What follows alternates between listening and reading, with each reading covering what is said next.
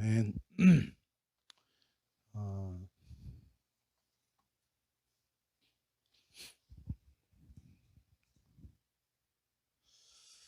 하나님이 약속하신 그 메시아 구원자이신 예수님, 하나님의 아들이신 예수님이 이 세상에 오신 것은 놀라운 사건입니다. 오늘 제목 한번 같이 읽겠습니다. 시작. 성탄절 약속을 놀랍게 지키신 하나님. 한 번 더 읽을까요? 성탄절 약속을 놀랍게 지키신 하나님. 성탄절에 대한 오해가 있습니다. 그러니까 조금 잘못 알고 있는 거가 있어요. 첫째는 예수님이 태어난 진짜 성탄절이 12월 25일인가? 25일 날 예수님이 태어났는가? 정답은 아닙니다. 지금 이 시간이 이 기간이 한우카 시즌이죠.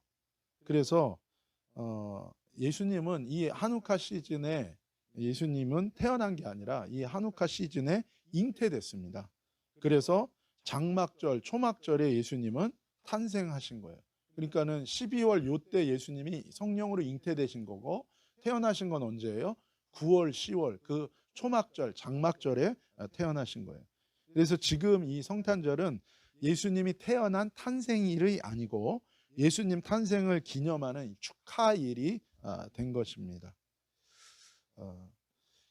그런데 성경에는 예수님이 태어난 그 정확한 날짜를 굳이 그렇게 이렇게 몇월 며칠이다라고까지는 쓰지 않아요.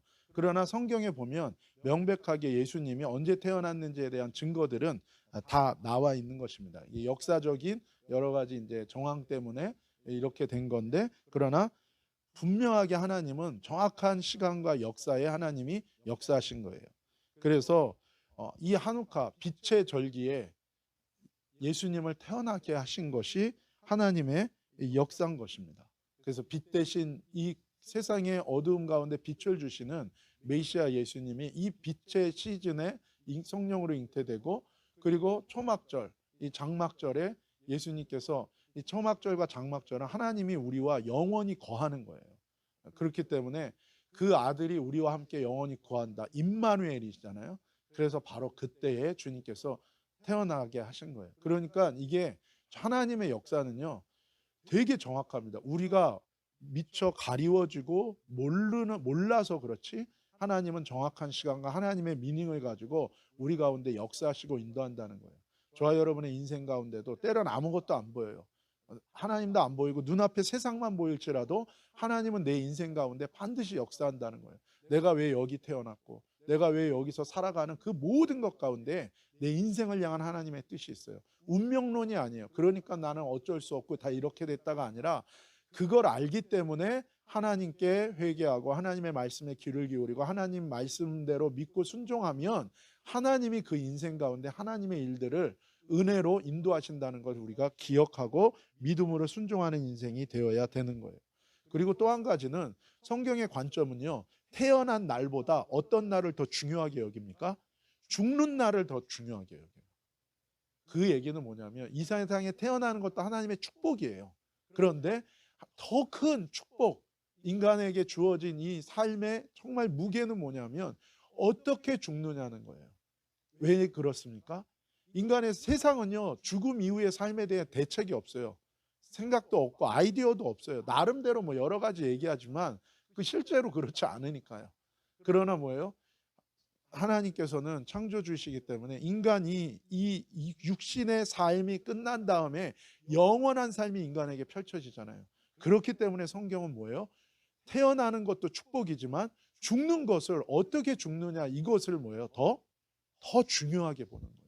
그것은 무엇입니까? 어떻게 살았는가에 대한 결산이거든요. 죽는 건. 그리고 어떻게 자신이 살아온 삶의 여정에 연결된 이 세상에서의 끝이고 영원한 삶의 새로운 시작이 되는 연결로서의 죽음이기 때문에 사실 성경은 그래서 우리의 죽음을 더 중요하게 여깁니다. 그런데 우리의 관점은 죽으면 끝이라고 생각하고 다시는 못 본다는 것만 단절만 생각하는 거예요. 그러니까 뭐예요? 죽음에 대한 우리의 생각은 그런 소망을 가지고 죽음을 보고 영원한 부활을 보면서 죽음을 보기가 쉽지 않은 것입니다. 어, 재밌는 것은 우리가 영상을 통해서도 봤지만 이 예수님 태어난 성탄절과 관련된 메시지에 보면 이 세 부류의 이 존재가 나오는데, 분명한 거는 이 성탄절과 관련해서 대가를 치렀다는 거예요. 희생을 치렀다는 거예요. 이 빛의 역사, 생명의 역사가 일어나기 위해서 먼저는 예수님께서 대가와 희생을 치렀어요. 하나님께서 뭐예요? 독생자 예수 그리스도를 주셨고, 하나님의 아들이신 하나님이신 예수님께서 뭐예요? 자신의 생명을 버린 거예요. 여러분, 생명은요, 성부, 성자, 성령 하나예요. 그렇기 때문에 예수님이 생명을 버렸다는 건 곧 하나님이 자신의 생명을 버린 것과 똑같은 겁니다.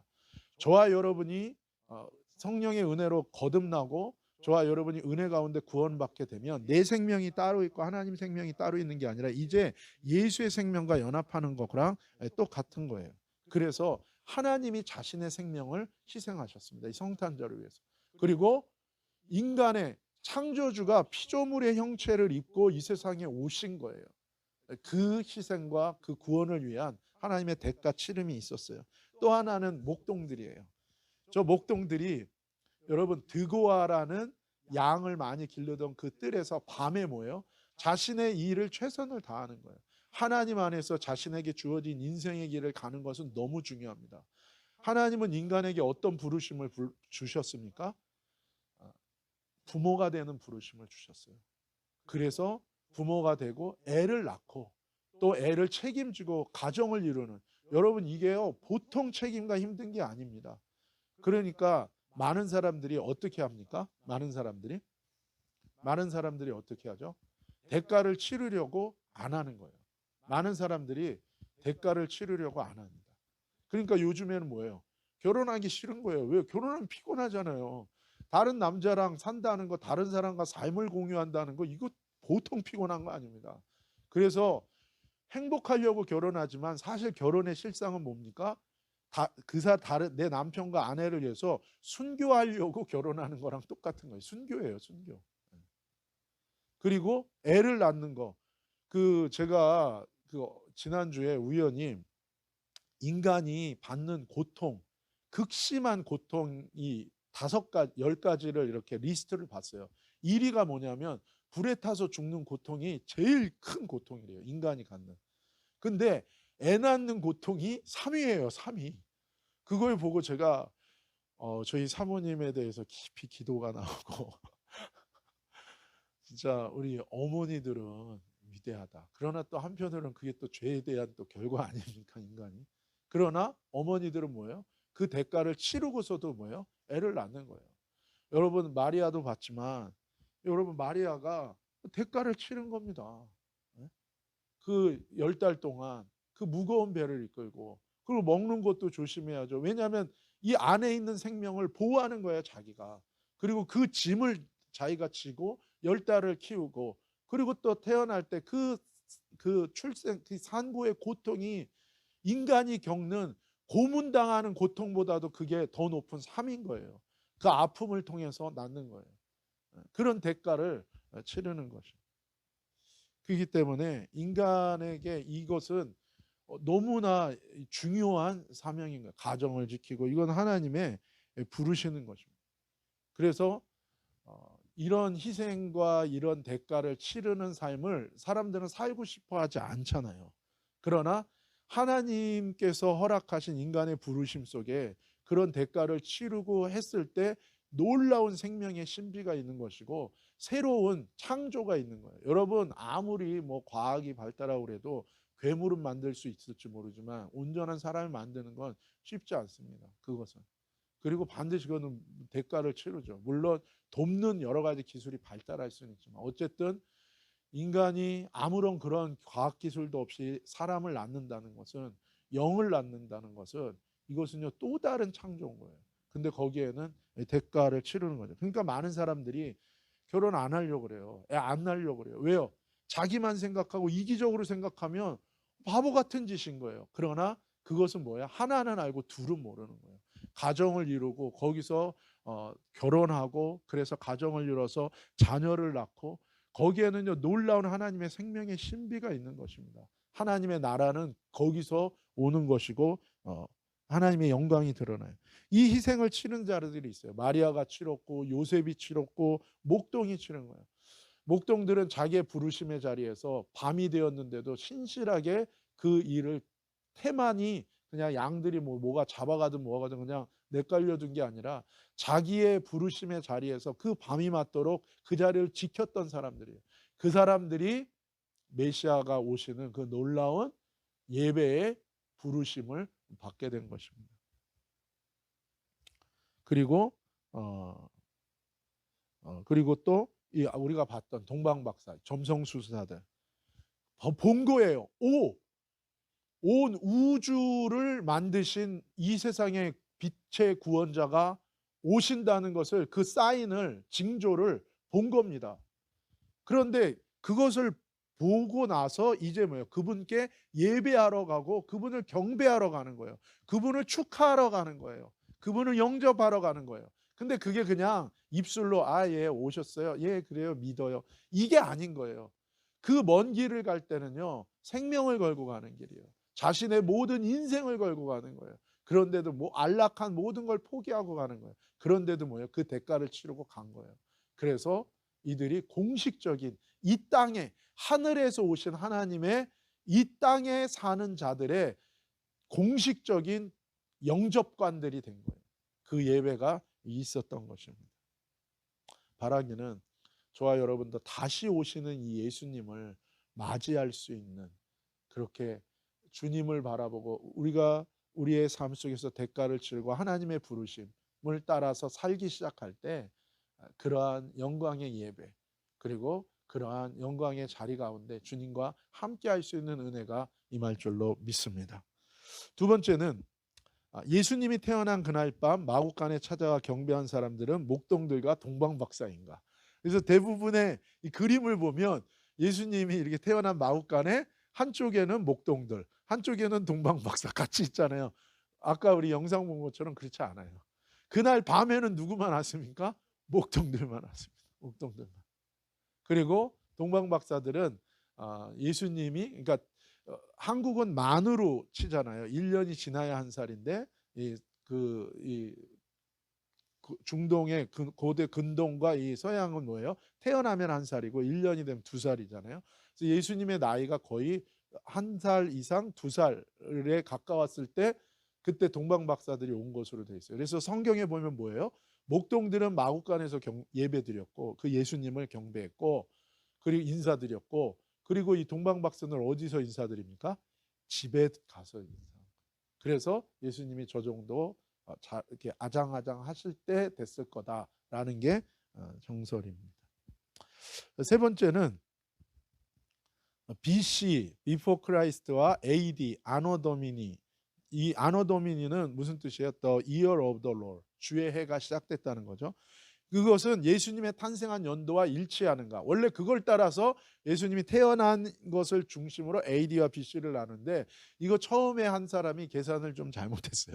그래서 원래 지금 이것보다는 뭐예요? BC 4년 전에 예수님이 태어난 걸로 그렇게 되어 있습니다. 약간 인간의 실수와 잘못으로 성탄절에 대한 이 오해가 있지만 그러나 하나님의 역사는 뭐예요? 보면 정확합니다. 그리고 하나님은 정확한 미닝으로 역사하셨고 지금도 역사하시고 앞으로도 역사하실 거라는 거예요. 그래서 때로는 인간의 실수, 나의 실수, 너의 실수, 우리의 실수가 있다 보면 하나님이 희미해져요. 하나님에 대해서 의심을 갖게 되고 불신을 갖게 돼요. 그러나 그때도 기억하세요. 내가 이해가 안 되고 내가 틀려도 하나님은 틀린 분이 아니라는 거. God is always good. 그분은 선하세요. 그걸 붙드세요. 그러면 뭐예요? 길이 보일 겁니다. 아무리 어둡고 정말 짜증나고 화나고 정말 내가 태어난 것에 대해서 진짜 분노가 그때도 나를 태어나게 하신 하나님의 축복과 하나님의 그것을 붙들어 보세요. 그럴 때 저주가 축복으로 바뀝니다. 어둠이 빛으로 바뀌는 역사가 반드시 있을 겁니다. 하나님이 세상을 창조하시고 남자와 여자를 창조하신 후에 주셨던 첫 번째 축복의 약속이 있어요. 우리 인류에게 주셨던 그것이 창세기 1장 28절입니다. 함께 읽읍시다. 하나님이 그들에게 복을 주시며 하나님이 그들에게 이르시되 생육하고 번성하여 땅에 충만하라. 땅을 정복하라. 바다의 물고기와 하늘의 새와 땅에 움직이는 모든 생물을 다스리라 하시니라. 아멘. 남자와 여자가 결혼하여 자녀를 낳아 번성하여 많아져서 이 하나님이 주신 지구, 땅 전체에 충만해지고 땅을 정복하고 차지하고 모든 생물을 다스리고 주관하라는 것이 하나님이 인간에게 준 첫 번째 축복이요, 인간에게 준 첫 번째 사명이요, 첫 번째 약속인 것입니다.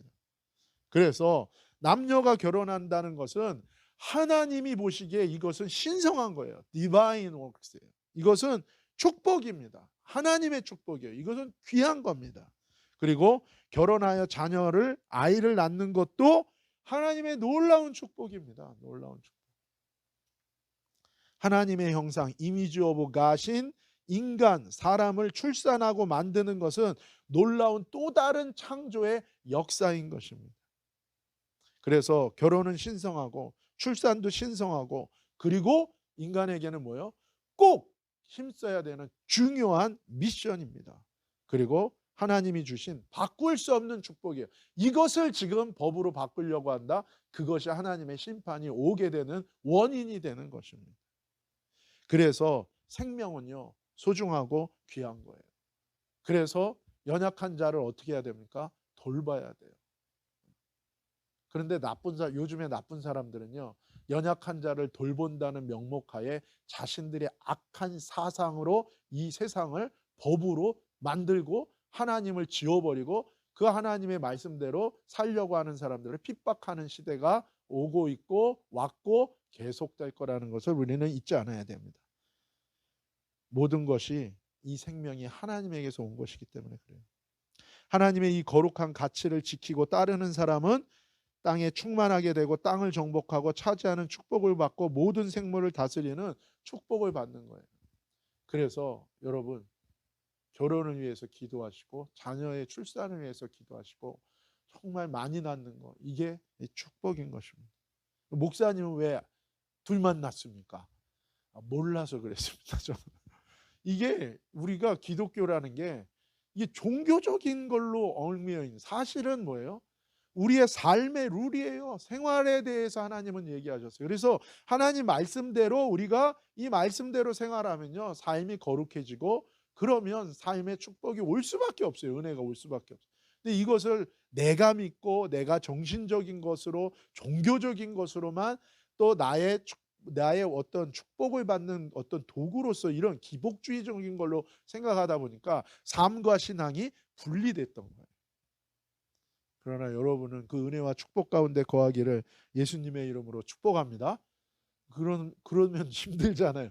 그러나 거기에는 축복이 있어요. 축복이 있어요. 여러분, 한 집안이요, 극대화된 거지만 한 명이 한 10명 난다고 생각해 보세요.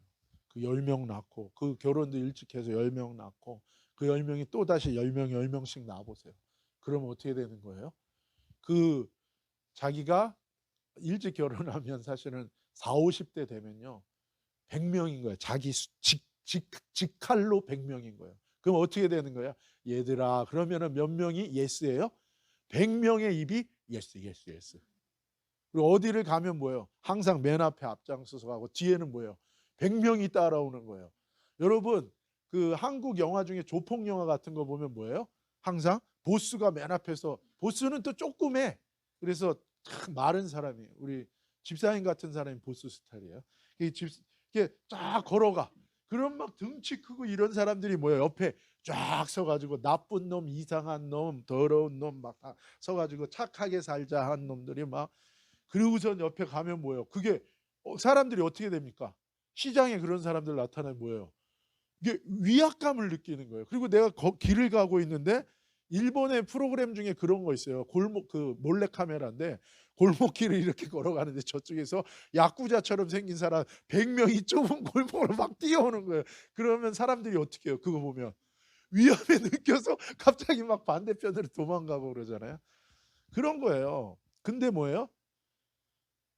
키 작은 할아버지 할머니 한 명이 이렇게 가는데 뒤에는 뭐예요? 직계자손 100명이 따라오는 거예요. 그러면 뭐예요?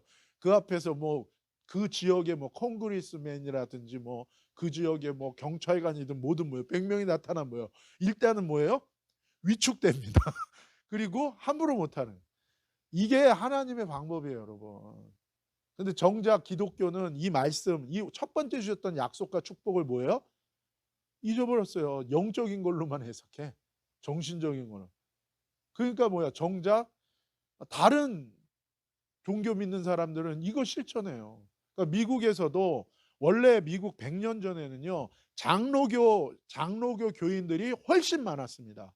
그리고 이 그 침례교 교인들은 아주 적었어요. 거의 한 10대 1 이상으로 30대 1 이상으로 숫자가 작았어요.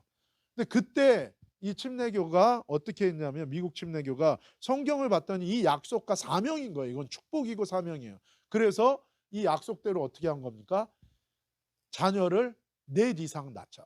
이게 믿음이다. 맞아요. 그렇게 한 거예요. 지금 100년 뒤에 어떻게 됐습니까? 장로교는요, 인본주의적인 사상, 인간적인 사상 하니까 이제 애를 안 낳아요. 막 동성연애 찬성하고 애가 없어요. 대가 끊어져. 근데 그러니까는 쪼그라들었어요. 교회고 신학교고 다 쪼그라드는 거예요. 근데 침례교는 어떻게 됐어요? 한 가정에 최소 4명 이상씩 나니까 지금은요 역전돼서 30대 1, 50대 1로 숫자가 뭐예요? 역전된 거예요. 이게 방법입니다. 세상을 차지하는 방법이에요. 그렇게 100명씩 우르르 다녀보세요. 그럼 어떻게 돼요? 이 땅을 정복하는 겁니다. 콩그리스맨한테 뭐라 그러는 거예요? 여기 우리 길이 2차선인데 4차선 만들어라. 싫은데요? 그래? 야 그럼 다음에 딴 당 찍어. 이렇게 되는 거예요. 이 축복입니다. 돈 많이 벌고 성공하는 게 축복이 아니에요. 거룩하게 결혼을 지키고 자녀를 출산하고 땅에 충만하고 정복하는 거 차지하는 것이 축복이에요. 근데 누군가는 첫 번째로 그 희생을 해야 되는 거예요. 그렇죠? 아예 나는 그렇게 하지 않고 내 밑에 가서 뭐 그렇게 하든가 말든가.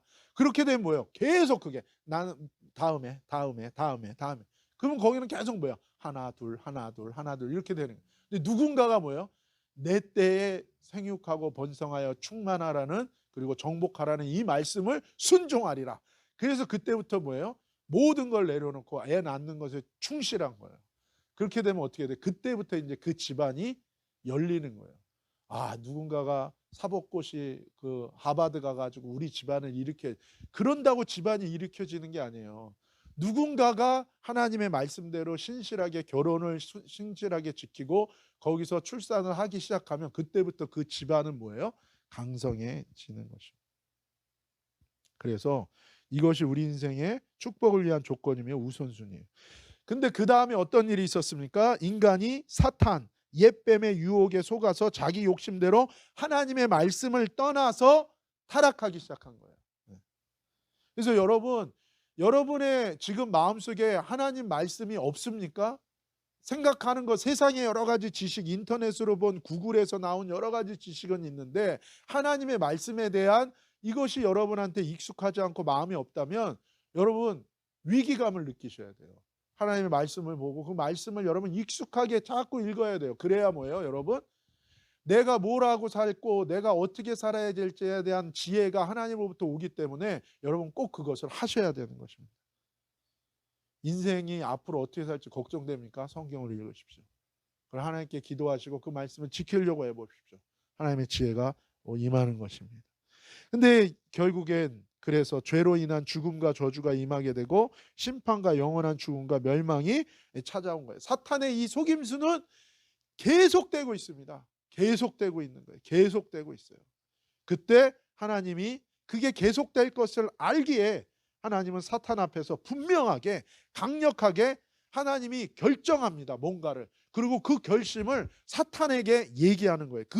그 상황 속에서, 그 사건 속에서.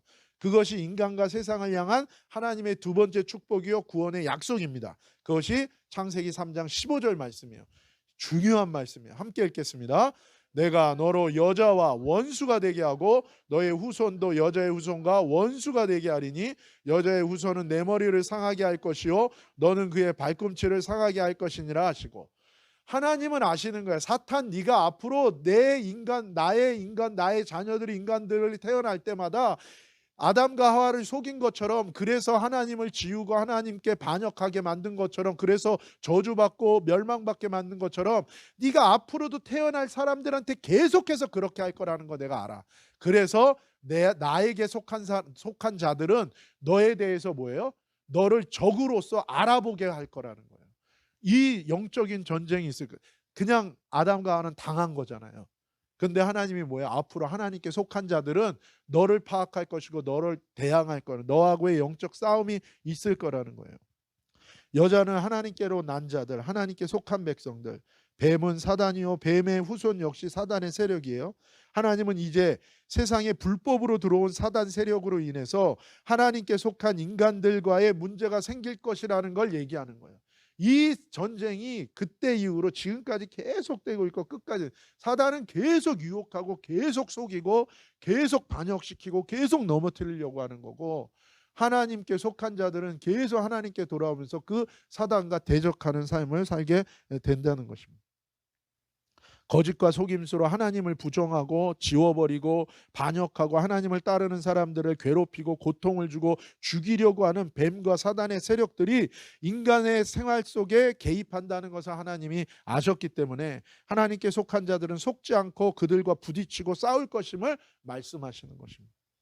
결론적으로는 뭐예요? 예수 그리스도가 오셔서 사단의 세력을 완전히 무력화시키고 사람들의 죄를 용서하고 구원하고 하나님의 자녀로 변화시키는 하나님의 계획을 그때 뭐예요? 넘어진 그 자리에서 사탄을 향해서 뭐예요? 하나님이 선언하신 거예요. 네가 내 자녀들을 타락시켜서 나는 내 계획이 있어. 타락한 인간의 죄를 용서할 것에 대한 하나님의 계획을 말씀하신 것이고, 인간에게 하나님의 존재를 계속해서 지우고 인간에게 사단처럼 하나님에 대해서 반감을 갖게 하고 반역하게 하고 하나님을 싫어하게 만들려는 이 시도를 거부하고 하나님께 돌이켜 순종하는 새로운 거듭남의 변화를 주시기 위해서 예수님이 이 세상에 메시아로 오신다는 거예요. 그래서 사단의 머리를 깰 거라는 거예요. 뒤꿈치를 상하게 하는 건 뭐예요? 계속적으로 공격하고 넘어뜨리고 타락시키는 공격을 받지만 나중에 뭐예요? 역전시켜서 예수님이 오심으로 사단의 머리를 깨고 누구든지 예수 안에서 이제는 뭐예요? 정죄가 아니고 예수 안에서 뭐예요? 영원한 구원과 거룩한 자로 살아갈 수 있는 승리가, 변화가 오게 될 거라고, 내가 그 일을 할 거라고 하나님이 사탄에게 뭐예요? 선포하신 것입니다. 이 하나님의 약속은 아담으로부터 시작돼서 이제 뭐예요? 그 후손 중에서 이제 예수님이 태어나야 돼요. 왜 인간으로 태어나야 됩니까? 인간의 모든 죄를 대신 짊어져야 되거든요. 그러니까 하나님이 인간으로 태어나셔야 되니까 인간의 씨를 통해서 오는데 하나님이 선택한 씨가 있는 것입니다. 그게 누군 거예요? 이스라엘이 된 거예요. 원래는 아담과 하와의 씨지만 구체적으로 이게 퍼지면서 구체적으로 특정 지어진 한 민족이 나왔는데 선택하게 됐는데 그게 누구예요? 그게 이스라엘인 거예요. 이스라엘. 그래서 이스라엘이 선택받았다. chosen people이라고 그러는 거예요. 그리고 그들이 선민사상이 있는 거예요. 근데 이 선민사상으로 이스라엘 사람들이 교만해요. 그건 잘못된 거예요. 하나님이 선택한 건 뭡니까? 네가 온 인류를 대표해서 너가 너 자신을 잘 보호해서 예수님을 낳는 그 족보를 이루라는 거예요. 그러니까 만약에 아빠 엄마가 있고 가족이 있는데 애를 엄마가 낳잖아요. 근데 아빠가 대신 낳잖아요. 엄마가 낳아요. 그러면 어떻게 됩니까? 엄마가 애를 낳기 위해서는 약도 조심해, 감기약 먹으면 안 되잖아요. 그러니까 조심하고 몸을 갖고 좋은 거 먹고, 그런 것처럼 이스라엘 백성이 그런 부르심, 그런 하나님의 그 마리아를 하나님이 사용하신 것처럼 이스라엘의 그런 하나님의 인큐베이터처럼 우음으로 하나님 부르신 거예요. 물론 그거는 축복이죠. 그렇죠? 그러나 그렇다고 해서 나는 너희와 달려, 나는 차별할 거야 너희를, 이거는 말이 안 되는 거예요. 축복입니다. 하나님의 쓰임 받는다는 건 축복이에요. 하나님이 나를 주의 종으로 불렀다, 그거는 축복이죠. 그러나 그렇다고 해서 난 주의 종이 너랑 달라, 이건 아닌 거죠. 오히려 뭐예요? 나는 겸손하게 내가 치러야 되는 그 사명을 위해서 받아야 되는 대가와 그 압력, 프레셔를 내가 견뎌야 되고, 끝까지 믿음을 지키고 거룩하게 살아야 되고 그런 부르심의 대가를 치를 준비가 되어 있어야 되는 거예요. 그러니 사단이 어떻게 합니까? 그 이스라엘을 어떻게 해서든지 타락시키고 아니면 뭐예요? 다 이스라엘을 멸절시키려고 그러죠. 왜냐하면 예수님의 씨가 거기서 태어난 걸 알았기 때문에 방해하려고 한 거예요. 그러나 하나님이 계속 어떻게 합니까? 지켜주시는 거예요. 하나님이 이 창세기 3장 15절에 이 약속을 한 다음에 이 선포를 한 후에 4,000년 후에 그때로부터 몇 년이 흘렀다고요? 4,000년이 흘렀어요. 그리고 그 약속하신 그대로 그 도시도 다 얘기하셨어요. 어디서 태어날 건지, 언제 태어날 건지. 그 베들레헴에서 뭐예요? 그 약속이 4,000년 만에 이루어진 거예요. 그렇기 때문에 예수님이 인간으로 태어나신 이 약속이 이루어진 성찬절은 인류의 역사에 있어서 하나님의 용서, 하나님의 회복, 하나님의 구원의 역사, 그리고 사단을 향한 하나님의 심판과 하나님의 승리, 인류에게 주시는 영원한 승리와 구원의 놀라운 사건의 성취인 겁니다. 할렐루야. 이게 놀라운 거예요. 그리고 그때로부터 지금 몇 년이 흘렀어요? 2000년이 흘렀습니다. 다시.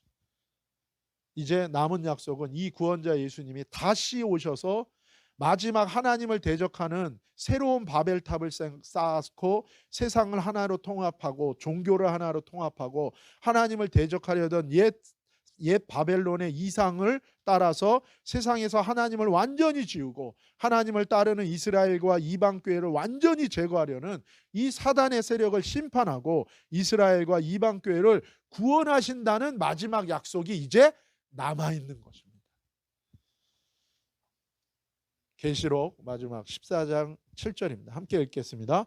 그가 큰 음성으로 가로되 하나님을 두려워하며 그에게 영광을 돌리라. 이는 그의 심판하실 시간이 이르렀음이니 하늘과 땅과 바다와 물들의 근원을 만드신 이를 경배하라 하더라. 아멘. 6,000년 전에 구원자 메시아 하나님의 아들 예수님을 세상에 보내시겠다는 약속을 지키신 것처럼 이제 뭐예요? 마지막 구원과 심판을 이루기에 다시 오시는 예수님을 우리는 믿음을 지키고 인내하면서 소망 중에 끝까지 하나님만 예배하고 순종하면서 기다리는 거예요. 여러분, 세상은요, 옛 바벨, 사탄이 처음으로 만든 도시, 처음으로 만든 나라가 옛 바벨론이에요.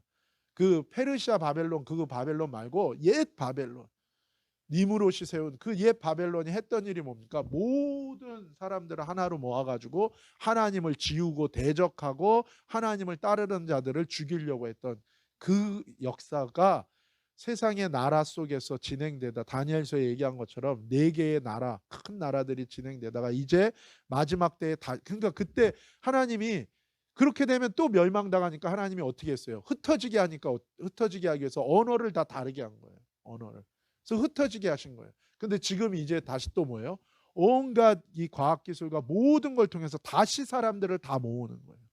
그리고 종교도 다 통합하는 거예요. 그래서 옛 바벨론의 이상, 그 스피릿과 그 아이디올로지를 이제 또 실천하는 거예요.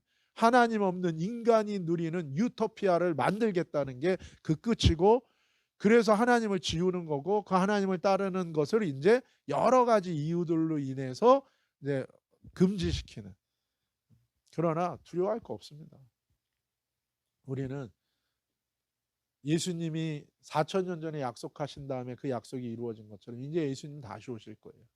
그 약속을 우리는 어떤 어려움이 있어도 인내하면서 말씀을 지키고 믿음을 지키면서 끝까지 나아갈 때 하나님이 도와주시고 함께 하실 줄로 믿습니다. 그렇게 그분만 예배하고 그분의 하나님의 은혜와 축복 가운데 승리하는 저와 여러분 되시기를 예수님의 이름으로 축복합니다. 기도하시겠습니다. 거룩하신 아버지 하나님 감사합니다. 하나님의 약속 신실하신 하나님을 찬양합니다. 4,000년이 지난 후에 하나님의 예수님이 오셨고 다시 2,000년이 지나고 이제 다시 오실 그리스도를 우리가 기다리고 아버지 하나님의 놀라운 영광과 구원이 베풀어질 것을 기다립니다. 하나님, 아직 하나님을 모르는 많은 영혼들이 주님께로 돌아오게 하여 주시고 사단에게 속지 않게 하시고 세상에 매이지 않게 하시고 자유하게 하시고 영원한 구원과 기쁨을 누리게 하여 주옵소서. 거룩하신 예수님의 이름으로 감사하며 찬양하며 기도 올리옵나이다. 아멘.